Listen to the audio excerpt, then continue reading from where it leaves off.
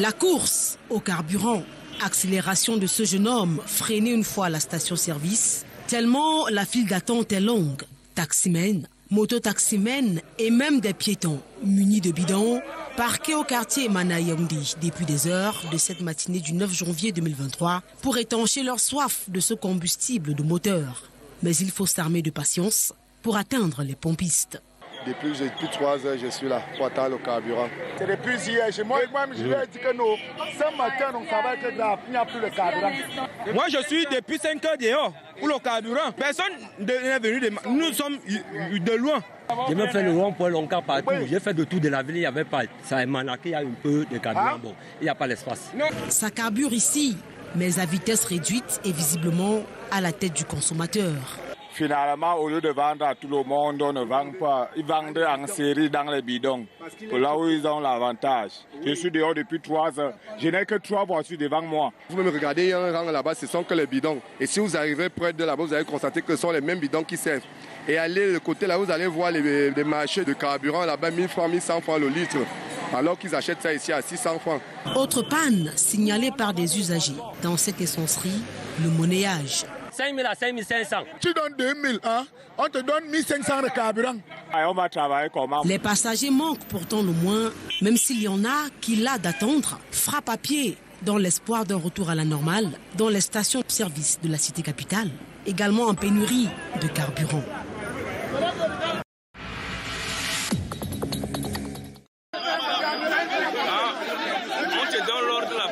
Électrique et bouillante, la pompe sature, les sollicitations débordent.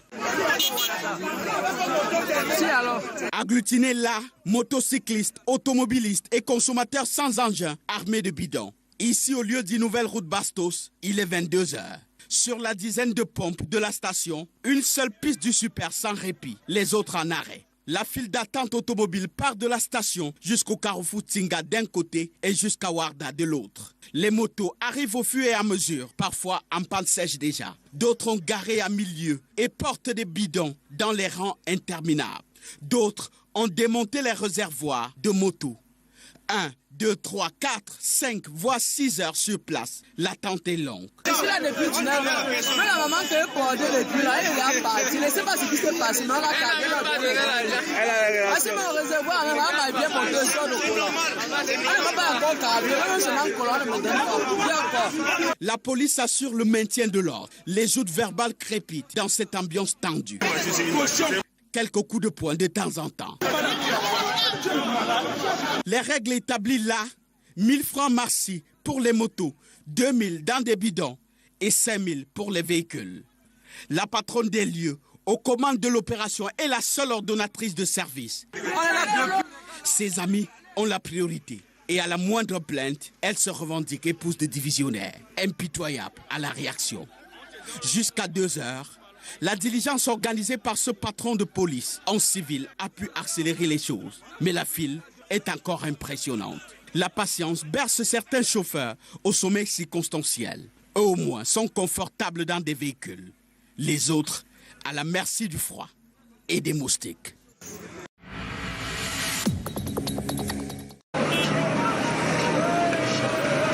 Serious marathon to take his position at the filling station to get fuel. Vehicles grounded, motorbikes parked, the queue getting longer as all are battling to get the precious liquid here at the Mana neighborhood in Yaoundé. I came here 5 o'clock in the morning and I'm still standing here. I've not even consumed anything. The situation is getting worse and worse. I don't know what is happening. I am here since 4 o'clock, no fuel. I don't know what to do. Since 3 o'clock a day here in the morning, no fuel. The situation is not fine. I come from Luso to come and put petrol here from Emana. My petrol is finished. They told me that there is petrol in Emana. I come. The scarcity has given birth to a disheartening black market situation. They are saying that if you want to make for 2,000 francs, they will make you 1,500. Après certains ans, on va vous dire que bon, 1500, vous donnez 2000, on vous donne ça pour 1500. Par exemple, 6 000 ici là, c'est 6 500. Donc en réalité, si je veux pour 6 000 francs, je dois ajouter 500 au-dessus pour que ça fasse 6 500. Non, on ne comprend pas où c'est 500 bon. And with the dry pumps in other petrol stations completely out of service, The drivers can only go camping here as long as they can to wait for their turn. If you carry your vehicle and go to a different place now, you have the same situation. So the best thing is to stand here and wait. The activities of some completely on a standstill. Neither the motor park for day. I want a person where they say for me. See money and no work. If you go thief, they say you thief. What's going to happen now? May they tell people.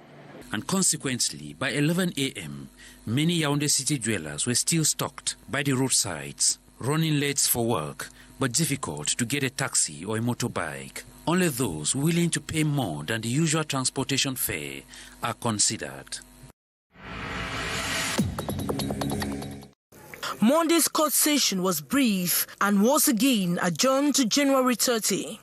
We could not lay hands on the pastor at that moment, but caught up with Christians at the level of Gendarmerie Logbaba, where they went to file a complaint against threats on their lives and for the closure of the church until the problem is resolved. Actually, it's very disgraceful for Christians and a pastor to stand in the court, in a civil court, to be judged, whereas the church has a body that can judge church problems or solve church problems. According to Christians, the problem is rooted from the non-holding of congregational meetings throughout 2022. By the church constitution, congregational meetings have to hold 4 times in a year for major issues concerning finance and others to be handled. The Christians of PC Bassa have asked for a congregational meeting where church problems can be solved, but the pastor has refused to organize a congregational meeting. Consequently, the Christians rioted to hold the pastor to organize a meeting, and then he went and complained that the Christians have beaten him up and decided to report to the police station, and today we are at the Ndokoti Court of First Instance. Since the crisis erupted on October 30, 2022, between the pastor and the Christians of Presbyterian Church, Bassa, many Christians have boycotted church services. We are so disturbed. Our spiritual life all down. Look at Christians moving up and down for how many months today? No church, nothing like that. We have reported this problem to the hierarchy, has not given any solution. Today we have written we are now in the brigade today to write our complaint to the brigade so that they can follow up to the DO who is in charge of the church problem. I'm the Minister of Territorial Administration to solve this problem. Because attempts to reach a pastor react was futile when we went knocking at his residence not far from church. Unfortunately, he refused to make any comments. Christians told us the moderator, Reverend Funky, is here to react and seek definite solutions to the crisis rocking Presbyterian Church, Bassa. Pendant près de 5 ans, l'Église évangélique du Cameroun a confirmé son infidélité à Dieu. Le rassemblement a cédé la place à la division. L'Église s'est retrouvée dans la rue et plus tard devant les tribunaux. Entre injures, manifestations, protestations, tout y est passé avec un impact sur la foi des chrétiens. Certains ont d'ailleurs tourné le dos au culte du dimanche et autres responsabilités dans l'Église. L'Église est entrée dans 5 années de crise qui ont terni son image sur le plan national et international.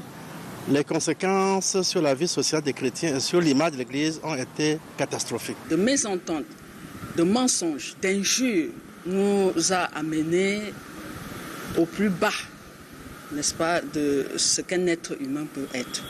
L'Église était courbée à terre. Aujourd'hui, un vent d'espoir, de paix et d'unité souffle sur cette influente Église du Cameroun. Le synode général de l'Église évangélique du Cameroun, tenu à Banganté il y a quelques semaines, est porteur d'apaisement, de reconstruction et de réconciliation. La crise est derrière nous et ce nouveau bureau aujourd'hui, avec les nouveaux tests de l'Église, siffle effectivement la fin. Et nous pensions que le président Bila, avec toute son équipe dont je fais partie, nous pourrions aujourd'hui apporter une lumière nouvelle pour notre Église. D'importants chantiers attendent donc le tout nouveau président général de l'Église évangélique du Cameroun, pasteur Alexandre Bilambenga, et toute son équipe. La tâche n'est pas facile, l'Église a des problèmes. C'est facile de renverser un panier, mais le reconstituer, ce n'est pas évident. Je crois qu'avec l'aide de Dieu, on va y arriver. L'installation de ce nouveau bureau est prévue dans les heures à venir à Douala. Une renaissance, un rappel des brebis égarées pour une église évangélique du Cameroun unie et indivisible. Pour rappel, le 59e synode national électif tenu en 2017 en Gaoundéré avait mis sur le ring 2 camps, celui du révérend Samuel Hendjetoya, aujourd'hui de regrettée mémoire, et du révérend Priso Mongolais, ce qui avait conduit à un processus de sortie de crise piloté par le pasteur Charles Emmanuel Djiké, lui aussi de regrettée mémoire.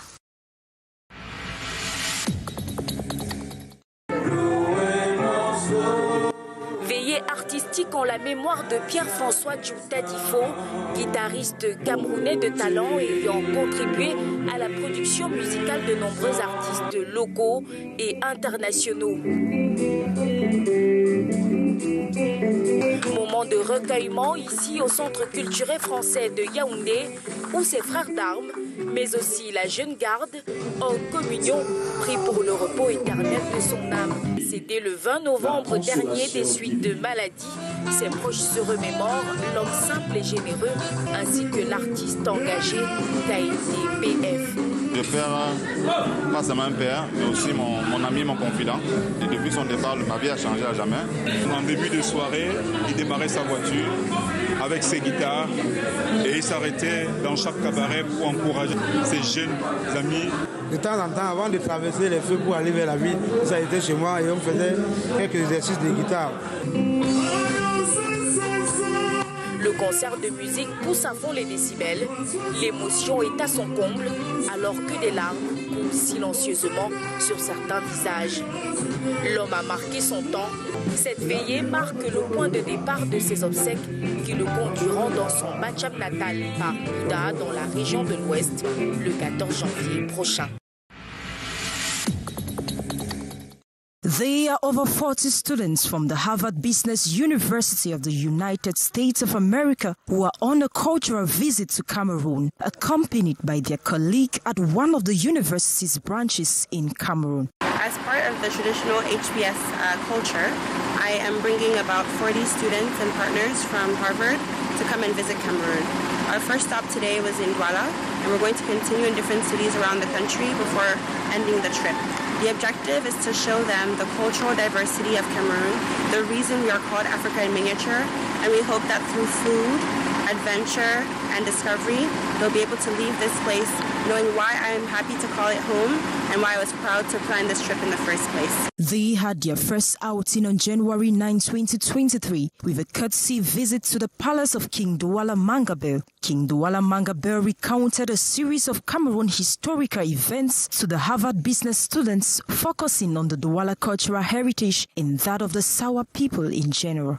Il était important de pouvoir accueillir ces jeunes et leur donner une explication de ce que pourrait être la richesse de notre pays. The students listened attentively to the king, who presented an in-depth of the Sawangondo festival, pointing out its spiritual significance. It really showed us why Cameroon is called Cameroon, the impact that the Douala people had not only on Cameroon but also the rest of Africa, and we left here understanding why it's important to maintain and preserve traditional elements like the Ngondo festival. On their first day of their one-week cultural tourism, they are already marveled by the rich cultural heritage of the Sawas. The students have expressed the desire to visit other cities of Cameroon in order to discover the rich cultural diversity of Cameroon. Tomatoes cultivation is one of the most popular agricultural activity in Jitapun, a village situated about 20 kilometers away from Koptamo, non-division, West region of Cameroon. Here, there exist vast tomato fields. During our visit to these plantations, we met farmers in the process of harvesting. We harvest when the tomato fruits are ready for consumption. In the process, we can also harvest semi-ripe tomatoes. These are the types we transport to neighboring countries like Equatorial Guinea and Gabon. When there is abundance, women and children join the men to harvest. After harvesting, the fruits are measured and presented in a manner that should attract buyers.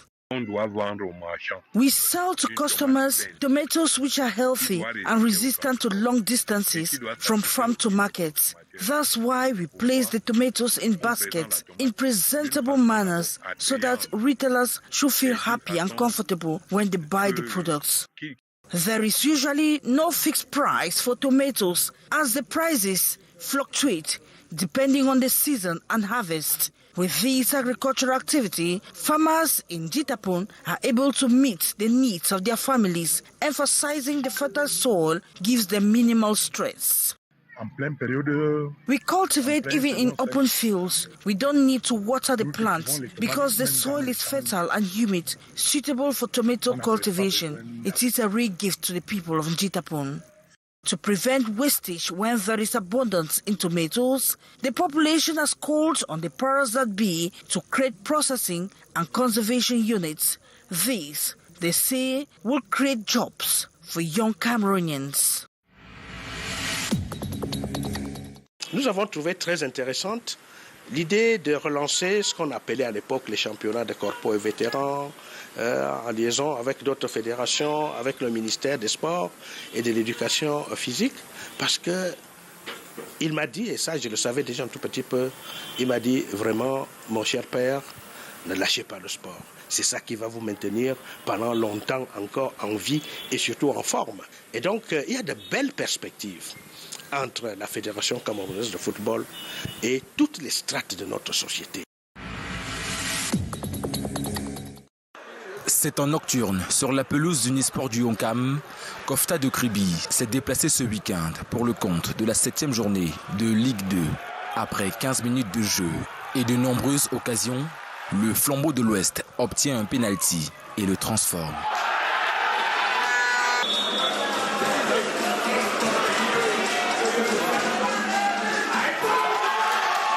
Un but à 0.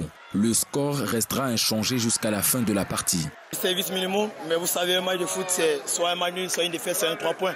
Aujourd'hui, nous avons eu les 3 points, malgré la difficulté. On était à domicile, il était important pour nous de gagner. Puis nous restons toujours sur la zone rouge, mais bon, car cela n'empêche, on va continuer les efforts. On a un manque de réalisme et puis voilà, on va travailler, on va toujours continuer à travailler. On peut commencer dernier, mais on finit premier et puis voilà. Le nouveau staff technique en place, à la tête de l'équipe victorieuse, semble porter ses fruits. La récréation est terminée, donc tout ce qu'on peut faire maintenant, l'ambiance est revenue. Nous restons soudés, tous ensemble, pour supporter notre club fagnon, notre seul patrimoine dans le Honcam. L'ambition que j'ai promis, mon exécutif et moi, au Honcamois, c'est de ramener au soir du 29 avril l'Unisport en Élidouane. Une 3e victoire après 2 matchs nuls et 2 défaites pour Unisport du Honcam, désormais 5e au classement avec 11 points derrière AS FAP. Le podium étant occupé par Racing, Aigle du Mongo et Foncha Street. Leur adversaire du jour, Ofta de Kribi, à la dernière position, ferme le tableau. We don't need only to work every day and at every time. We also need to relax a little bit. And as you know, football is a great sport, a very important sport in our country. That's why he thought it could be important and interesting to have a kind of relationship, a kind of convention, so that we can work together with FECAFOOT, with other administrations, mainly the Ministry of Sports, so that we can continue to promote our football. It's not only young men or young girls who can make such a sport. We, veterans, we can also play. And he came to encourage us, to say that, no, please, my fathers and mothers, don't stop. Continue to do sports and you will remain young men and young women. According to critics, one of the contentious issues President Macron chose to dodge was the release of incarcerated militants of some political parties, described as political prisoners. Many expressed the wish for Macron to pressure Biya into decreeing their freedom, a wish that was blown away as soon as the French head of state flew away from the country. Elsewhere and prior to the visit, another major talking point within political circles was the thorny issue of the post-Biya era. Transition or succession? Those two words fueled boisterous debates across the country. However, the argument received a rather sarcastic response at a joint press conference granted pressmen and women by the two presidents. Responding to a question from a journalist who asked if he would run for another term in 2025, Paul Biya, to whom Macron reiterated the same question, rather ambiguously retorted that at the expiration of his current term, public opinion will be informed on whether he stays at Etude or packs his bags for the village. Clearly, the evasive response served as a moment of disappointment for members of the opposition, some of whom demanded a clarification of the succession plan for the country. Elsewhere, security concerns also claimed priority space, with Macron pledging his country's support for Cameroon and the other Lake Chad Basin countries in their struggle against Boko Haram insurgents. But conspicuously, both men only marginally mentioned the ongoing conflict across English-speaking Cameroon. According to Macron, there is the need for consultation between the parties concerned to resolve the crisis, a recommendation considered in some quarters as simply baseless, considering the outcome of previous brainstorming sessions on the same matter.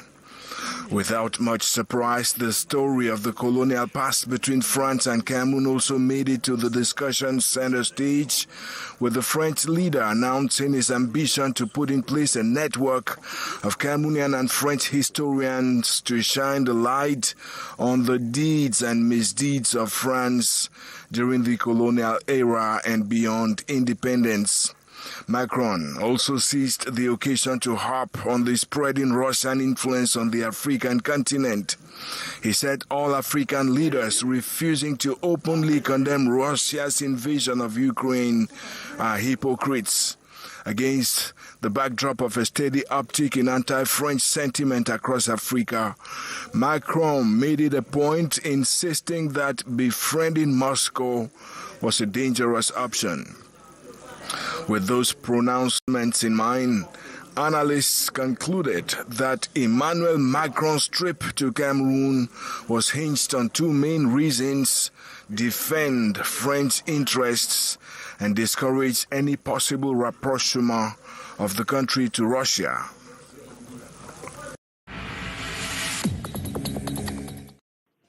Des visiteurs de nuit, mais de bon augure. Le directeur général de la Camwater et son équipe à l'écoute d'une abonnée au quartier dit Cité Verte à Yaoundé. La dame que voici a fait bouger les réseaux sociaux, décriant le manque d'eau à son domicile. Le robinet serait à sec depuis 1 an maintenant. Ces plaintes sont arrivées jusqu'aux oreilles du directeur général. Madame m'a interpellé plusieurs fois dans un forum et j'ai pris l'engagement de venir. Chose promise, chose due. Blaise Moussa est là en personne ce 9 janvier, après un long voyage de Bétaré-Oya à Yaoundé. De l'inédit. La dame n'en revient pas. La surprise est énorme, elle est grande, ça il faut le dire. Parce que il m'a dit, toujours, il m'a dit qu'il allait passer, voir le problème, parce qu'il a envoyé des gens plusieurs fois, ça il faut le dire. Ils ont fait ce qu'ils ont pu, parce que j'ai quand même de l'eau de temps en temps, mais le voir, c'est quand même, je dis, merci monsieur le directeur général, je pense que vous n'allez pas vous arrêter à ce bon chemin, continuez, c'est vraiment fantastique de savoir que le directeur général s'intéresse. Par ce geste, la Camwater démontre qu'elle est plus que jamais proche de ses consommateurs. Je suis venu voir si la dame est bien cliente de Camwater, je suis venu voir si elle a des problèmes, je suis venu voir si mes équipes ne me mentaient pas, ne me disaient pas des choses qui sont loin de la vérité. Par les bons soins des équipes de la direction régionale Yaoundé Agglomération, des travaux vont être entrepris sans délai pour que l'eau coule désormais sans discontinu dans son domicile, mais aussi dans toute la zone de la Cité Verte. Il s'agit concrètement du basculement de cette zone sur l'étage de Mbankoloba. L'opération consiste à se raccorder sur cette conduite et à faire une sectorisation de la zone qui connaît les pénuries d'eau. Par le courage de cet abonné, c'est la soif de tout le quartier qui sera étanchée très bientôt. En attendant qu'aboutisse avant la fin d'année, le projet Paipis pour arroser la capitale. Canal.